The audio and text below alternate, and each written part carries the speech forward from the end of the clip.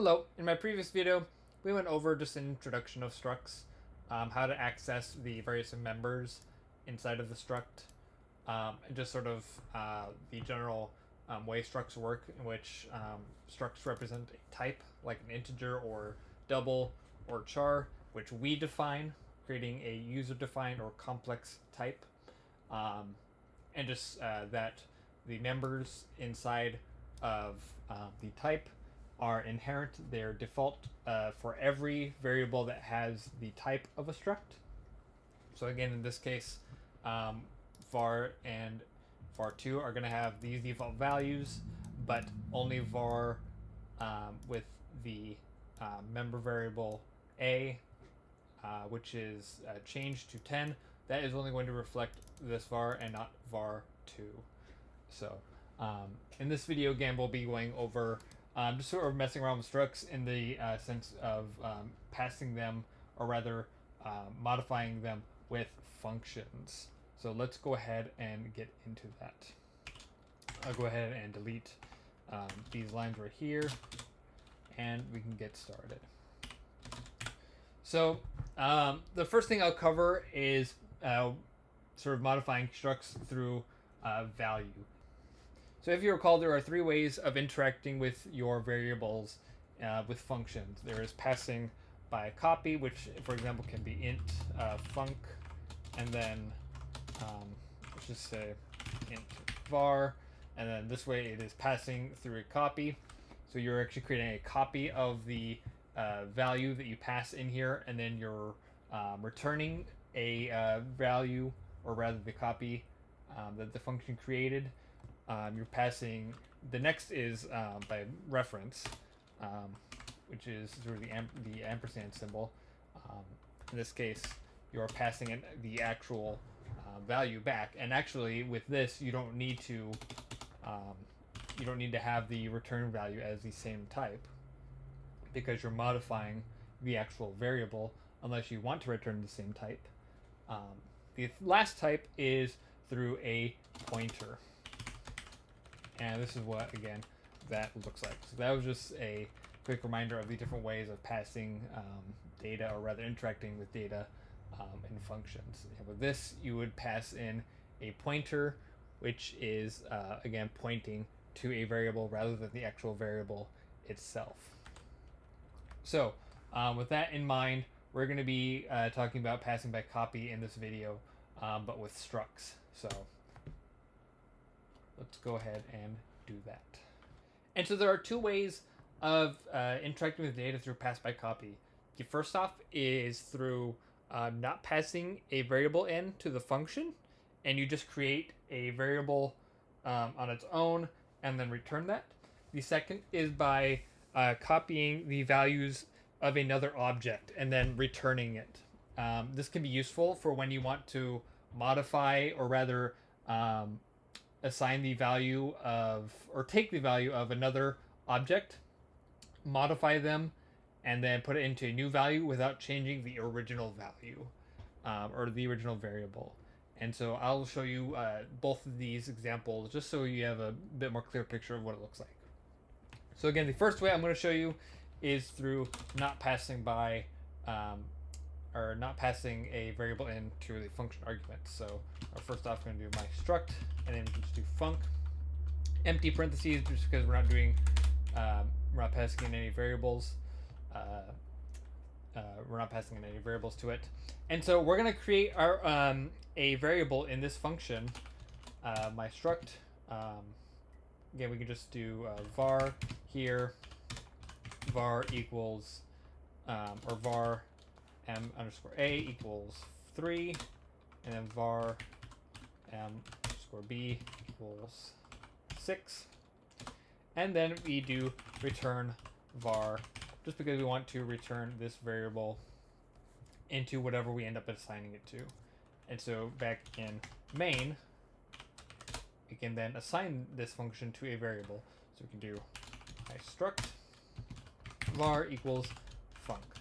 And so what this is also commonly called is a factory function. Factory functions, essentially, the purpose of them is to create variables and then return them to finalize the um, variable that they're being assigned to. And so in this case, we're creating a new variable of type myStruct, and then we are returning that into a variable just so it lives past this function. And then this new variable that we will actually be using will then have the value of whatever we put in here. And so we can go ahead and see what that looks like right now.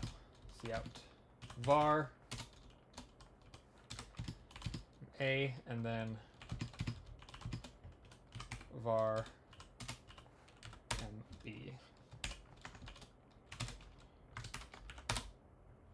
And so as you can see here, we have the values 3 and 6 because we have defined that in this function.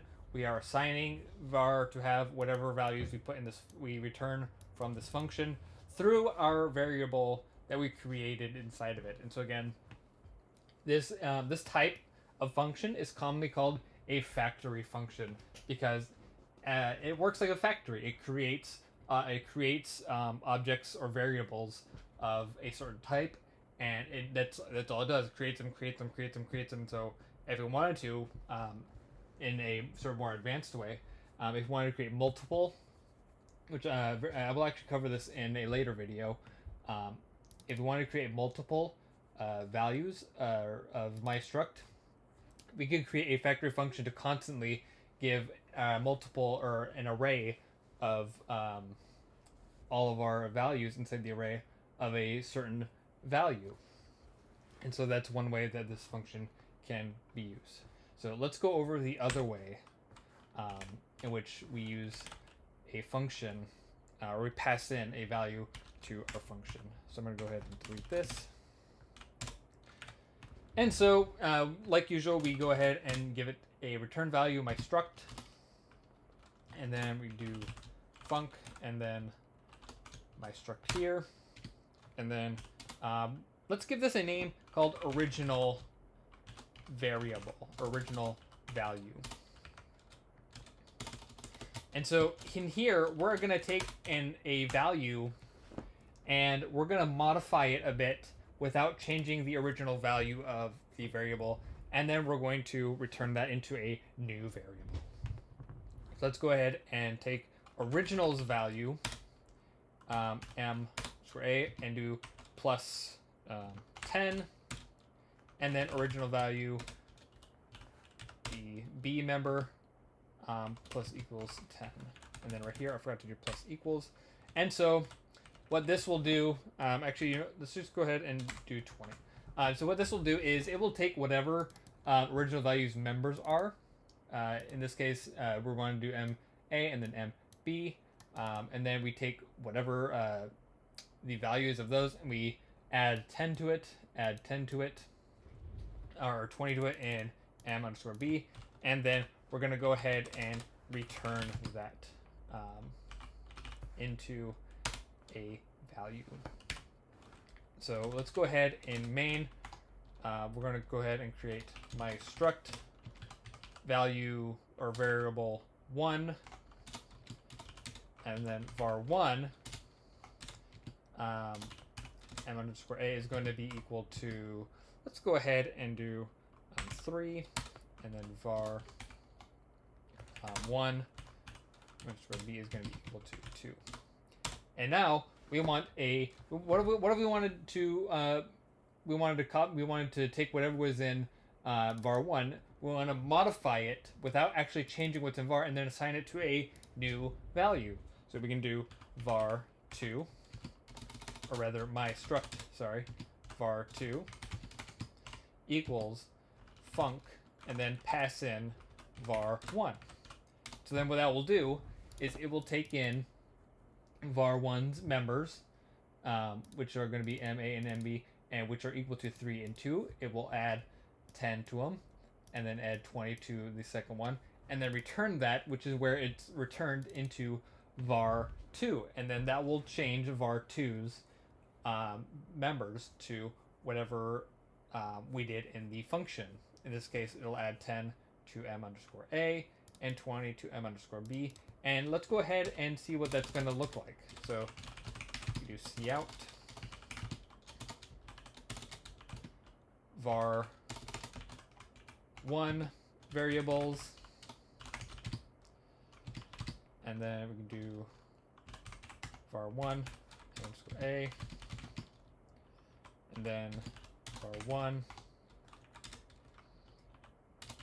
m underscore b, and then new line, and then the same thing here, var2 variables, var2 m a, and then var2 m b. Let's go ahead and see what this is going to look like. And so as you can see right here, we have var1, which is equal to its original values of 3 and 2 for its members. And then we took those and we modified them without changing them for var a, or member A and member B for var1. We only temporarily changed it because if you remember, we're taking a copy. We're not actually changing the values in var1. We're taking a copy of it, not the original. That's why I named it original value in the argument, because it's not the actual variables values. It's a copy of them. We're taking those values, we're modifying them, and then we're going to return them into a new variable, in this case var2, and that's why var2 has the values of 13 and 22, and then var1 has 3 and 2.